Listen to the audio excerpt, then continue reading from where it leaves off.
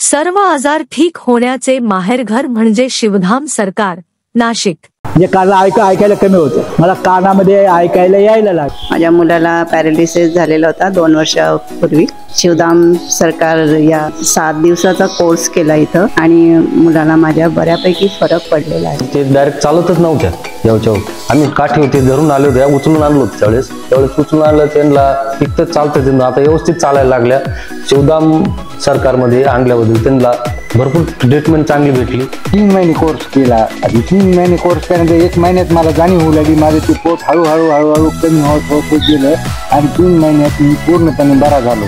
Treatment नव्हतं भेटलं की पहिल्या महिन्यातच लगेच फरक जाणवला। माझ्या मानेमध्ये आणि हातांच्या जॉईंटमध्ये दुखत होतं, त्या थेरपीनंतर मला चांगलं वाटतं। ऐटिका मागच्या साईडला कमरेपासून तुम्हाला खाली दुखत होता, तर हे किती मिनिटांमध्ये तुम्हाला फरक वाटला?